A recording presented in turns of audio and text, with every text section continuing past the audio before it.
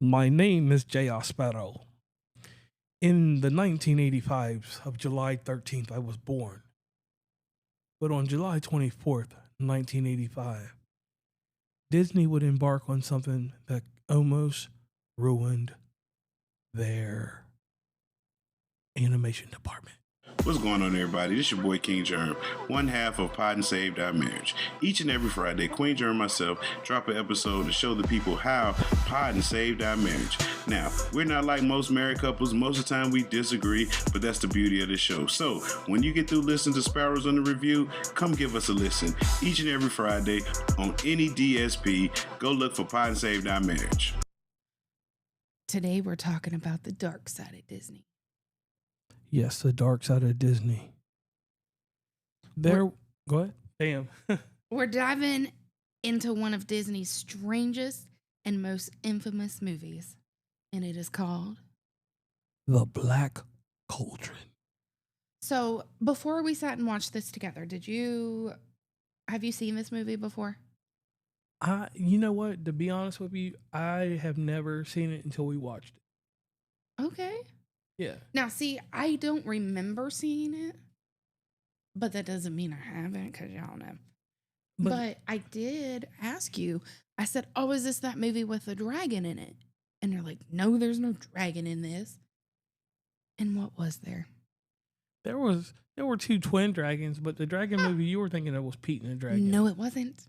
Do you even know what Pete and the Dragon is? No. No, I don't. If I show you Pete and the Dragon, you'll be like, oh, that's what I was talking about. No, because I remember the Black Cauldron and there being a dragon, and you cannot tell me I'm wrong. I mean, it was two dragons technically.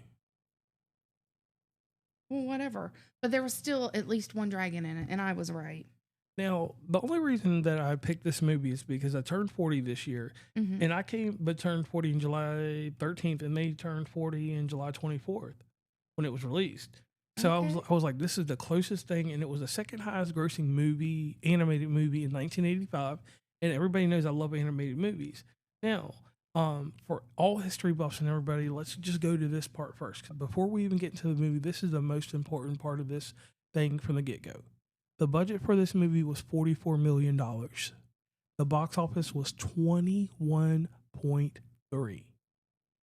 Now, this movie almost bankrupt Disney. This was the first movie to use computer-generated imagery for Disney. It was the first animated feature film. And The Great Mouse Detective, a lot of people get mixed up and say that it was the first one, but both of these movies were made at a time, and then they shifted and released. I believe, with the Black Cauldron, and then they released The Great Mouse Detective. They could have did it either one. Well, they say that they bought the rights to a book in 1971, and it took them 12 years to make the film. Oh, And shit. that was due to production constantly being delayed due to director changes, rewrites, technology challenges. It says it was Disney's most expensive animated project up to that time. Yes, it was. And one thing about this, though, this was the last movie made at the original animation building for Walt Disney in Burbank. Okay. So it has a lot of last things, but if it wasn't for this movie, we wouldn't have the great renaissance that we had later on with the start of, and I'm not including the Rescuers under the second Rescuers. I'm talking about the Little Mermaid, that type of stuff. Oliver and Company. Animation went in a different direction after this movie. Now once we're I have an outline if you don't mind. okay. So it says that The Black Cauldron was the first Disney movie to use CGI.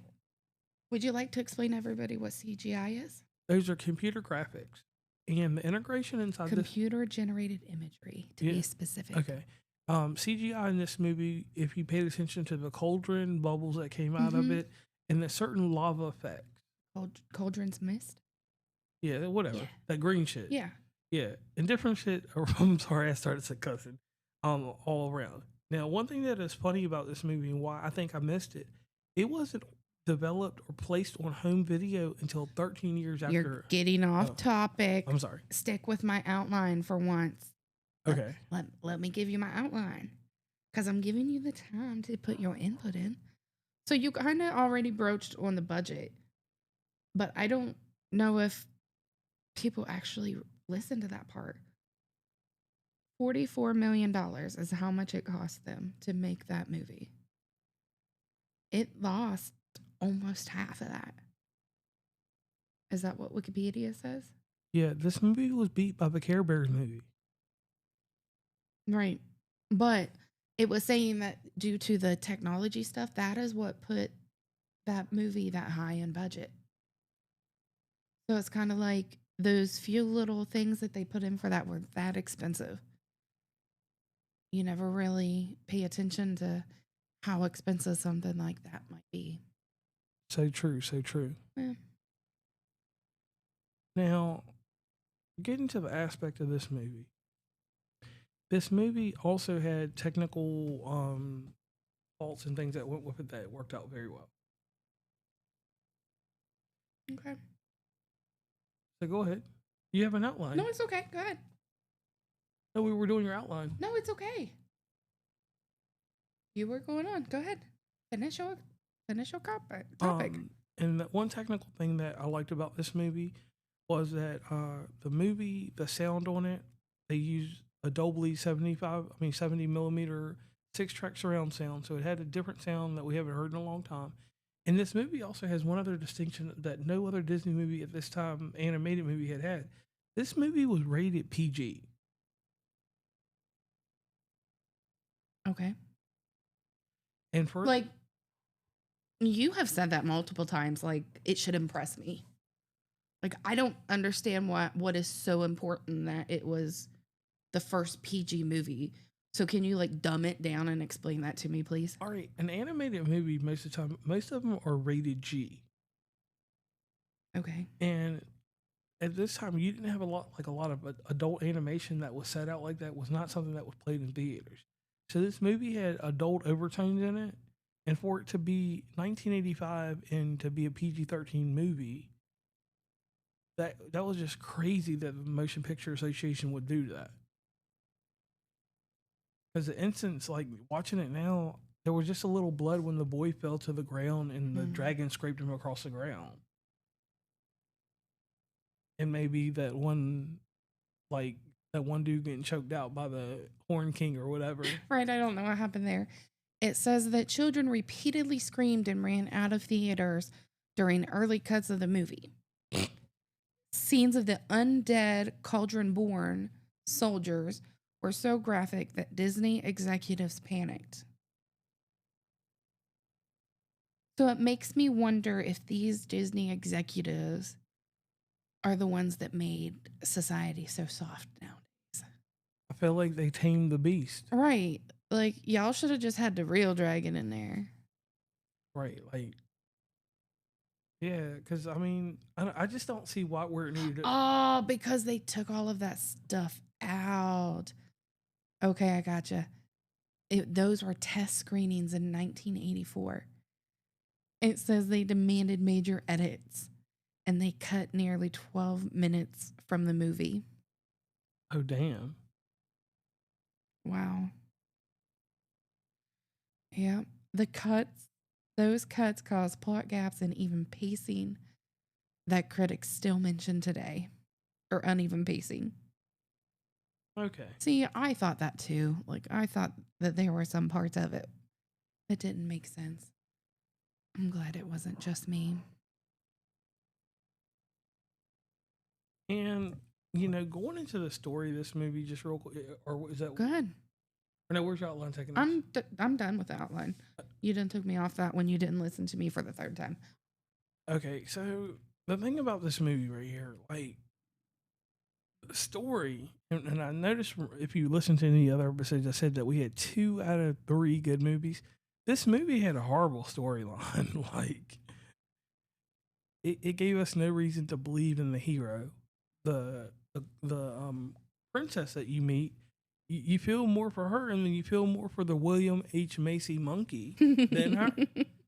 Now, the crazy thing is, Stacey was able to come up with this idea that the monkey, what is his name, Gorgon or something? Something like that. Yeah, Gorgon. I can't find his name. Well, anyway, William H. Macy monkey. Fergie's voice was done by John Biner, who also voiced something. Yeah, and either way, he looks like him, and it's just crazy, like that.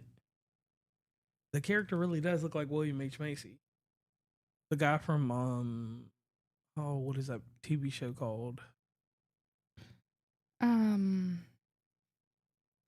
Oh, Loretta would smack us right now. I can see it. But just look up William H. Macy and you'll know Yeah. exactly who I'm talking about. And he looks just like Gorgon. It's the guy that's in the TV series called Bear. Bear? Yeah. Or no, I'm sorry, Gorgie. No, the guy, the main character in that movie or TV show. Yeah. Is the same guy that plays that one show that we're talking about. Let me look up William H. Macy so I can Jeremy Allen White. Jeremy Allen White? Who is that? Oh, not William H. Macy, the other guy we were talking about. Shameless. That guy. Isn't that William H. Macy? Yeah, it is. It is. Okay. Shameless. Yeah. But he does look like him though. When he's got a mustache. Oh. He can never live that down. Okay. Now back on topic to the movie. William H. Macy monkey. Basically, if you haven't seen it, go ahead and check it out and let us know what you think. Yeah, and let me know if me personally, you can check me out over on Stacey stuff, and you can check out when I do another run through on the 1985 movies later on down the road. Let us know this one thing: if you could take $44 million and make a movie, could you have made a better movie? Well, I mean, I think that's an unfair question to ask. Okay. Because if you had the technology that you do today to be able to do what they did, it would cost a lot less money because that technology is already developed and perfected almost. When they first made this movie, you got to think that was 40 years ago. So, or more than 40 years ago. So it was going to cost more because they had to, put more money out there to invest in the people that were creating this stuff. Okay, I could go with that. Because, yeah, with inflation and different things like that. So this movie does not have a place anywhere with me. It is something as a reference of history. I want to say thank you to this movie because 40 years ago, if this didn't happen, we may not have Disney today. Tim Burton, John Lester, all of the people that have made the renaissance of the Disney we know today and the Pixars and all that would not have taken place if it hadn't been for this movie. So the movie, I want to say thank you to it, the lovable character of William H. Macy monkey. Yes. So our task for anybody that is listening, leave a comment on the most interesting fact that you know about the Black Cauldron. Because I know that there's more stuff out there that you guys might know that we didn't figure out and that we didn't go over. So make sure you give the podcast a review and let us know what you know about the Black Cauldron. And then if you have time, head on over to YouTube and give us a follow with Sparrows Under Review. So on that note, I'm JR. And I'm Stacey.